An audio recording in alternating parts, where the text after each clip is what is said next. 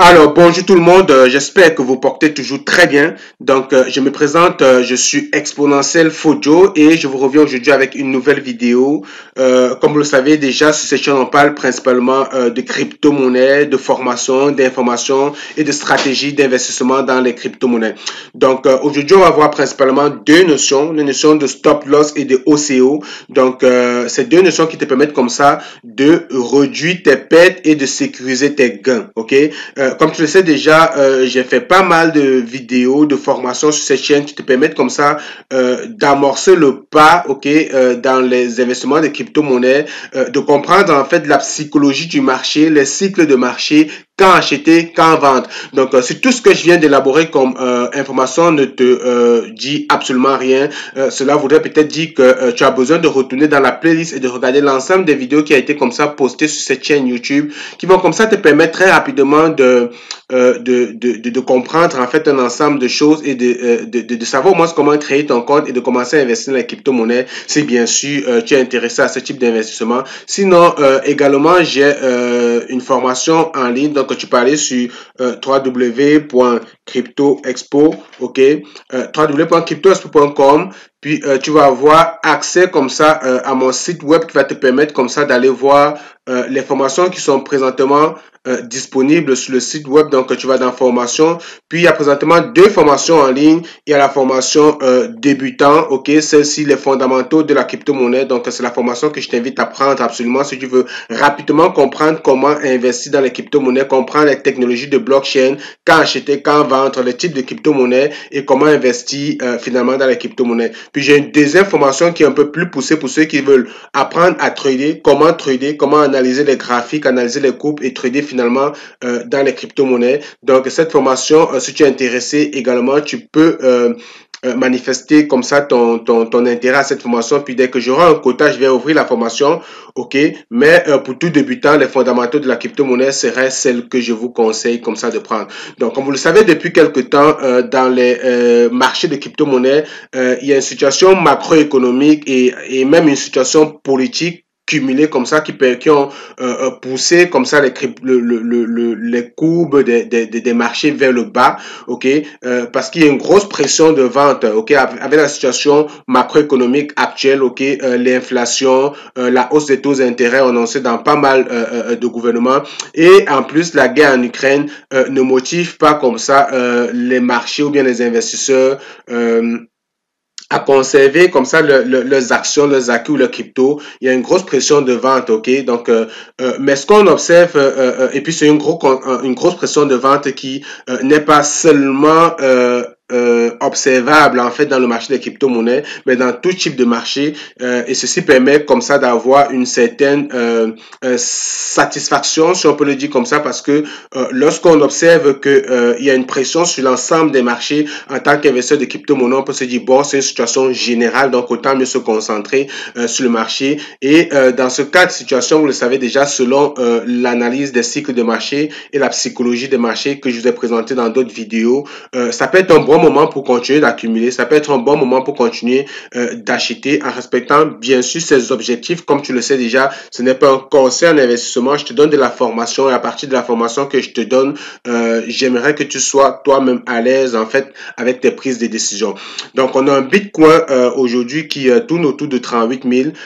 Il y a de cela quelques semaines, on a vu le Bitcoin quand même remonter au bout de, vous voyez ici non, si on revient beaucoup plus, si on zoom ici, ok, si on se met à ce niveau, nous sommes en avril, on voit que, vous voyez, vers le 22 avril, ok, donc il y a juste quelques semaines, un Bitcoin qui allait facilement, qui allait toucher les 46 000, ok, on approchait les 48 000, 50 000 par là. Donc on avait le sentiment que le marché repartait à la hausse, mais cela n'a pas beaucoup duré. Donc on a observé le Bitcoin redescendre relativement autour du 22, donc quelques jours après ou bien quelques jours après, ok, on a vu comme ça le Bitcoin redescendre, comme vous voyez ici, retoucher les 40 000. Et puis, depuis quelques semaines, on observe comme ça le Bitcoin qui navigue dans cette fourchette de prix, ok, entre 37 000 et 40 000.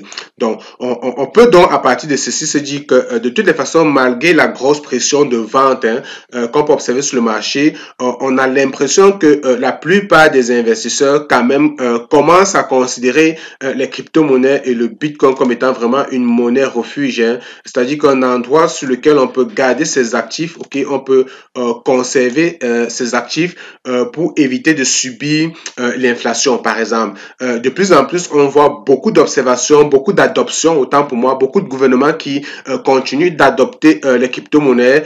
D'ailleurs, cette fin de semaine, donc j'ai une séance ou séance d'information que je vais partager avec les membres de ma communauté Telegram publique où on va analyser l'adoption de Bitcoin par un gouvernement en Afrique, c'est-à-dire de la République centrafricaine, qui est comme ça le premier gouvernement à avoir adopté le Bitcoin comme monnaie nationale. Donc, on va essayer d'analyser tout ça et puis on va se poser certaines questions. Donc, si tu veux participer ou assister à cette session ou à cette conférence Zoom là, je t'invite comme ça à rejoindre le groupe Telegram public. Donc, il y a le lien en description de cette vidéo. Puis, dans le groupe Telegram public, je vais comme ça partager les liens de participation à ce séminaire là. Ça peut être très intéressant. On va se poser certains nombres de questions. On va comprendre pourquoi certains pays commencent justement à adopter le Bitcoin comme monnaie nationale. On va comprendre c'est quoi l'inflation. Lorsqu'on parle d'inflation, il y a beaucoup de personnes qui comprennent pas ce que ça veut dire jusqu'à ce qu'on commence à s'intéresser à l'argent, aux crypto-monnaies, puis progressivement c'est comme ça qu'on commence à se poser un certain nombre de questions sur l'économie et sur les finances. Donc, ce que je voulais donc dire que il y a de plus en plus beaucoup de personnes qui considèrent les crypto-monnaies comme étant une réserve de valeur, ok, quelque chose qu'on peut garder, ok, sur du long terme pour essayer de minimiser ses pertes, ok. Donc, également lorsqu'on regarde donc ici cette courbe, on voit qu'on est quand même dans une bonne phase de consolidation, ok. On a un bon support, une bonne résistance autour de 38 000. Donc, si on s'en va comme ça tracer ici Fibonacci, ok. Donc, si je m'avais tracé Fibonacci à partir d'ici, par exemple, si je prends le support là, que je m'avais cherché les plus bas par là, ok. Donc, on peut observer donc on est quand même dans un actuellement dans un bon support. Là, on est dans un range, ok, mais on a un bon support de résistance autour des 42 000 et on a un gros support autour des 38 000. Donc, cela veut simplement dire que si on s'en va sur le prix de la crypto-monnaie, s'en va plus bas et en dessous de cette ligne rouge, il va dans cette zone rouge, c'est une zone de danger, ok. Il y a de fortes chances qu'on voit le crypto-monnaie continuer de se déprécier, d'aller de plus en plus bas. Mais depuis plusieurs semaines, comme vous pouvez l'observer, si on part à partir d'ici, c'est-à-dire à partir de janvier, du 7 janvier, on peut observer que cette zone pendant longtemps est une bonne zone de support-résistance pour le Bitcoin. Donc, il serait vraiment difficile qu'ici, on voit le Bitcoin aller beaucoup plus bas que ça. Donc, ça peut être donc une bonne zone d'accumulation, une bonne zone d'achat, comme je le disais en introduction, pour ceux qui veulent continuer d'acheter les crypto-monnaies ou le Bitcoin. Et on s'attend à ce que si le Bitcoin s'en va casser les 40 000 ou ici les 42 000 à peu près, qu'on ait le sentiment qu'on s'en va beaucoup plus haut.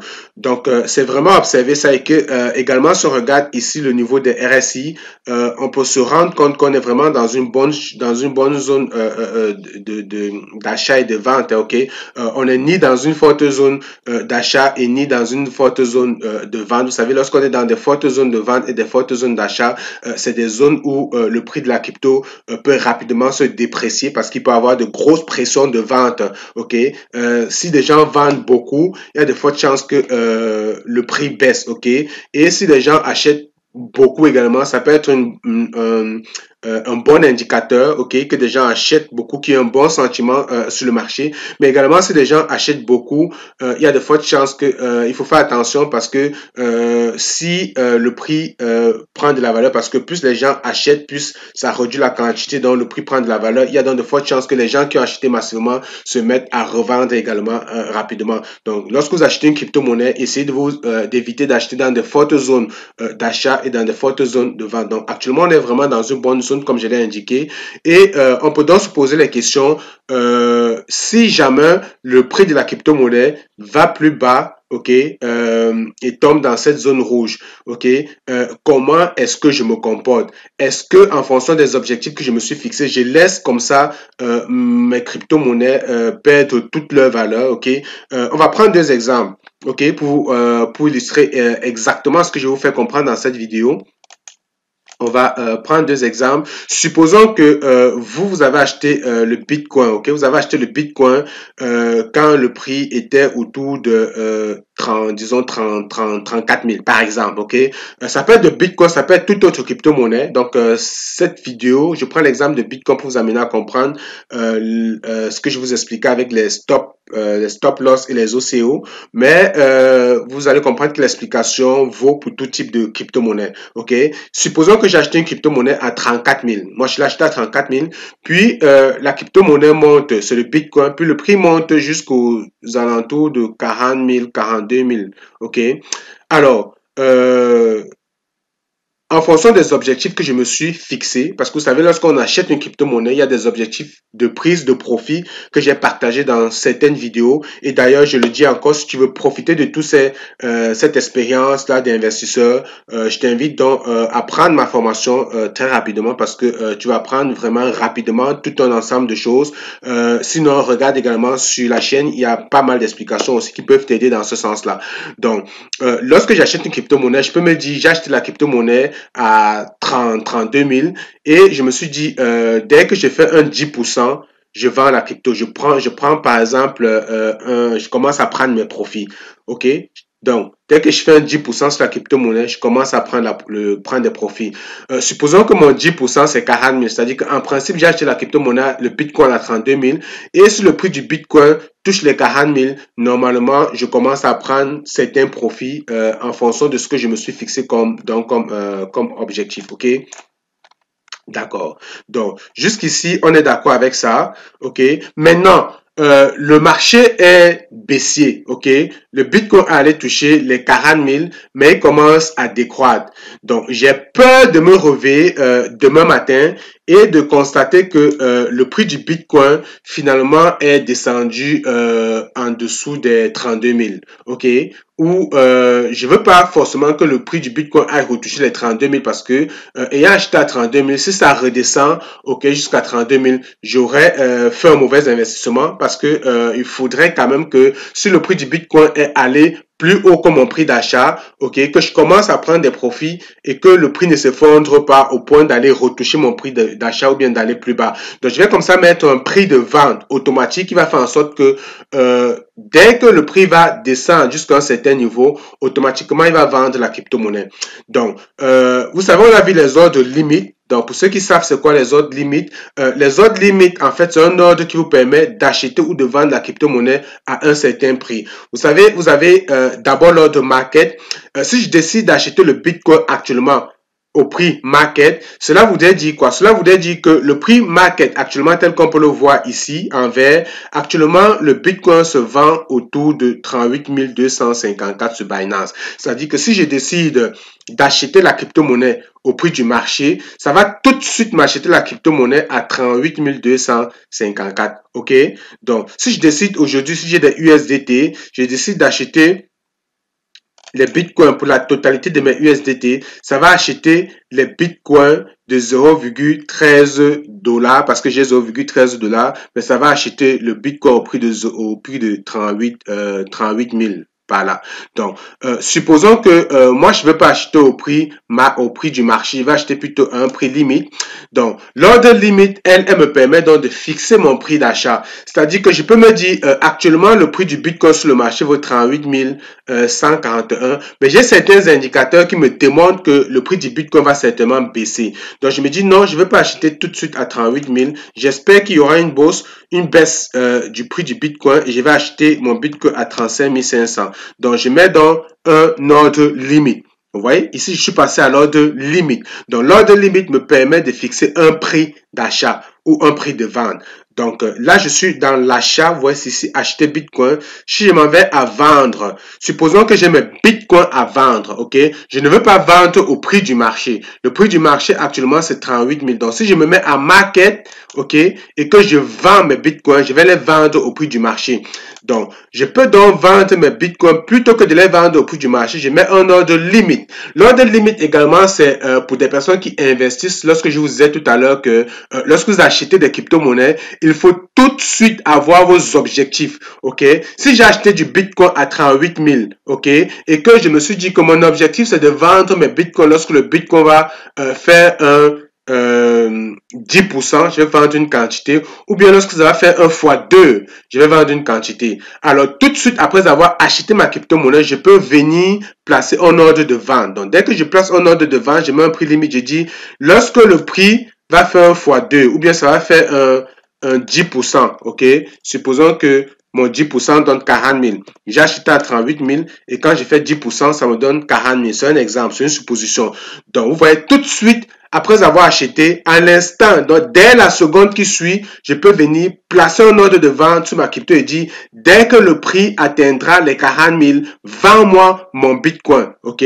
Vends une certaine quantité, vends peut-être les 25% ou bien vends les 50% ou vends les 50%, 75% ou vends la totalité. Donc voilà comment donc je place un ordre de vente dans le futur, c'est-à-dire que plus tard, je viens d'acheter la crypto-monnaie, mais tout de suite, je commence à me dire, le jour où le prix va atteindre les 40 000, vends-moi par exemple la moitié de mes bitcoins. Voilà à quoi sert un ordre limite, ok? C'est de vendre sa crypto-monnaie. Et l'intérêt, c'est que lorsque je suis dans mon sommeil, lorsque je suis en train de dormir, je suis en déplacement, vu que je suis pas tout le temps sur mon portefeuille pour suivre le marché, je peux tout de suite placer mes objectifs et lorsque mes objectifs seront atteints, ma crypto-monnaie va se vendre. Donc voilà donc à titre de rappel à quoi sert l'ordre limite et l'ordre market. Maintenant l'ordre stop limit que j'aimerais vous présenter dans cette vidéo, l'ordre stop limit, c'est un ordre qui vous permet comme ça, beaucoup plus utilisé en vente, vous permet comme ça de limiter ou bien de réduire vos pertes. Donc, si on revient dans l'exemple du début, j'ai acheté mon Bitcoin à 32 000 et le prix du Bitcoin est monté jusqu'aux alentours de 42 000. Donc, normalement, entre 32 000 et 42 000, j'ai commencé à faire du profit, ok? Mais je commence à voir le marché baisser, ok? Je commence à avoir certaines craintes, à avoir le sentiment que le marché va baisser et je ne veux pas perdre le bénéfice que j'ai déjà acquis. Entre 32 000 et 42 000, j'ai déjà quand même acquis un certain bénéfice et je me dis, le marché est en train de baisser. Alors, ce que je vais faire, c'est que je vais dire, si le marché baisse jusqu'à un certain prix, vends. Je ne veux pas perdre plus que ce prix-là. Vous comprenez? Donc, je peux dire, j'ai acheté à 32 000, le prix est monté, ou bien la crypto-monnaie est montée à 42 000. Je commence à observer une baisse de la crypto. Alors, tout de suite, je mets un ordre stop limite pour dire, dès que le prix descend jusqu'au 41 500, ok, vends. Vous voyez, il y a toujours un ordre stop et un ordre limite. C'est comme mettre une plage, en fait, de prix que vous êtes capable de perdre. C'est ça que c'est l'ordre stop et limite. Vous avez un stop et vous avez une limite. Quand je mets un stop, ça dit que dès que la crypto-monnaie va descendre, c'était à 42 000, dès que ça va descendre jusqu'au 41 500, ouvre-moi un ordre de vente parce que je ne veux pas perdre plus que 41 500. Mais je vais également mettre un prix limite pour dire, si tu n'as pas réussi à vendre à 41 500, je suis capable d'accepter les ventes jusqu'à 41 480 par exemple. Ok? À quoi ça sert donc d'avoir cette fourchette? Parce que vous savez, les marchés de crypto-monnaies sont très volatiles. Les prix des crypto-monnaies varient beaucoup. Donc, en général, lorsque le crypto-monnaie entre vraiment dans une phase très baissière, accélérée, il y a de fortes chances que la plateforme n'ait pas le temps d'interpréter votre commande que vous avez mis ici. Vous avez dit, vends à 41 500, mais des fois si le prix passe rapidement autour de 41 500, ça se peut que ça ne touche pas les 41 500. Ça se peut que la baisse descende de 42 000, quitte de 42 000, puis 42 695, 42 690, puis rapidement, ça passe à 41 480 par exemple. Je veux dire, vous comprenez, on n'a pas eu le temps de toucher les 41 500 parce que c'est passé rapidement, ok? Donc, l'ordre stop limite, et l'ordre, c'est dans l'ordre limite qui va permettre, donc, ok, de dire, si tu n'as pas pu vendre à ce prix, je suis prêt à vendre jusqu'à ce prix. Je suis prêt à accepter une perte jusqu'à ce prix. Donc, vous comprenez un peu. Donc, voilà donc à quoi c'est l'ordre stop limit. Ça permet donc de limiter vos pertes, ok, dans un marché volatile. Vous voulez sécuriser vos gains parce que vous avez l'impression que le marché commence à aller très baissier et vous ne voulez pas perdre plus qu'un certain prix, quoi. Et après avoir mis dans le stop et le limite, vous allez donc mettre maintenant la quantité de crypto-monnaie que vous voulez vendre. Vous voulez peut-être vendre la totalité, vous voulez vendre 50%, puis vous cliquez sur vendre. Donc, ça c'est très magique parce que ce qui va se passer, c'est que supposons que vous avez placé cet ordre avant de dormir, vous vous êtes réveillé demain matin, vous vous êtes rendu compte que, oh, le Bitcoin n'est pas descendu comme je pensais. Je pensais qu'on devait descendre autour de 42 500, mais plutôt, on est quitté de 42 000, on est monté quand même à 44 000. Donc, on a plutôt performé, ok? On est allé à 44 000. Alors, ce que je vais faire, donc, quand je vais me réveiller le matin, je vais annuler cet ordre et je vais placer un autre ordre stop limit pour aller comme ça, augmenter, vous voyez, pour aller augmenter mon gain. Parce que, vous voyez, je vais pas limiter mon ordre à 31 500, mais je vais le rapprocher du prix actuel. Vu que pendant la nuit ou bien au moment de la journée, le Bitcoin est quand même allé encore au niveau des 44 000. Étant donné que j'étais prêt à vendre à 41 500, je vais dire, bon, étant donné que le prix est monté à 44 000, je vais changer mon ordre. Je vais dire, bon, je suis prêt à vendre maintenant si ça descend jusqu'au 43 600, par exemple, 20, et je suis prêt à supporter une perte jusqu'au 43 000, j'avais mis 600, donc jusqu'au 43 550, par exemple. OK? Donc, vous voyez? Donc, voilà à quoi c'est dans un ordre stop limit. Alors, l'avantage de ça, c'est que lors des marchés de bear market, c'est-à-dire que lorsque les prix des crypto-monnaies s'effondrent, ça vous permet, vous, de protéger vos gains, de limiter vos pertes, d'aller dans ce que vous avez déjà accumulé comme gains et de réduire les pertes, ok? Et l'autre avantage, c'est que si à l'inverse, le marché s'en va beaucoup plus croissant. Vous avez la possibilité comme ça de continuer progressivement à aller chercher des gains beaucoup plus grands. Donc, c'est ce que je voulais vous partager aujourd'hui et c'est très intéressant. Entre le prix stop et le prix limite, en général, vous pouvez mettre une marge de 10 $ ou de 50 $. OK, de 10 $ ou de 50 $. Et votre prix stop, essayez d'avoir un prix stop pas très proche du prix de la crypto sur le marché parce que vous savez les prix des crypto-monnaies sont très volatiles. Supposons que le prix du Bitcoin est à 44 000 et vous voulez placer un ordre de stop limit parce que vous voulez réduire vous voulez conserver votre gain et limiter vos pertes. Ne mettez pas un ordre de vente autour de 43 900 ou autour de 43 800, ok? Parce que les crypto-monnaies sont très volatiles. Ça se peut qu'on ait une fausse variation de prix sur le marché, que vous avez l'impression que on est en train vraiment d'aller vers des baisses, alors que c'était juste un faux mouvement et rapidement le prix de la crypto-monnaie allait bien sûr toucher les 43 900, mais tout de suite après avoir touché les 43 900, c'est remonté à 45, 46, 47 000. Donc vous voyez que si vous êtes trop reproché de 44 000, il y a de fortes chances que à cause des fortes volatilités dans les crypto-monnaies, que ça vende rapidement votre position, que ça aille toucher rapidement votre position.